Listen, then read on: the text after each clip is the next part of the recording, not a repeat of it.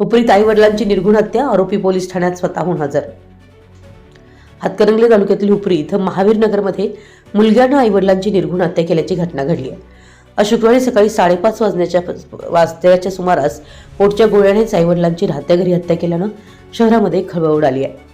घटनास्थळावरून मिळालेल्या माहितीनुसार घराची वाटणी करून देण्यावरून ही हत्या केल्याची प्राथमिक माहिती समोर आहे। हत्या केल्यानंतर मुलगा स्वतःहून हुपरी पोलीस ठाण्यात हजर झाला। काचा, विळती, दगड आणि काठीने डोक्यात मारून हातांची नस कापून ही निर्घृण हत्या केली आहे। काही दिवसांपूर्वी त्याचे आई वडिलांसोबत वाद झाला होता। घटनास्थळी हळद कुंकू टाकल्याचं दिसत असून यामागे दुसरा कोणता हेतू आहे का अशी देखील चर्चा घटनास्थळी सुरू होती। या घटनेमध्ये विजयमाला नारायण भोसले वय वर्ष 70, नारायण गणपतराव भोसले वय वर्ष 78 हे दोघे मयत आई वडील आहेत। आरोपी सुनील नारायण भोसले वय वर्ष 48 याला हुपरी पोलिसांनी जेरबंद केलंय। अधिक तपास हुपरी पोलीस करत आहेत। आपल्या परिसरातील महत्त्वाच्या बातम्या पाहण्यासाठी आमच्या नवसंकेत न्यूज चॅनलला YouTube वर सबस्क्राइब करा आणि बेल आयकॉन प्रेस करा।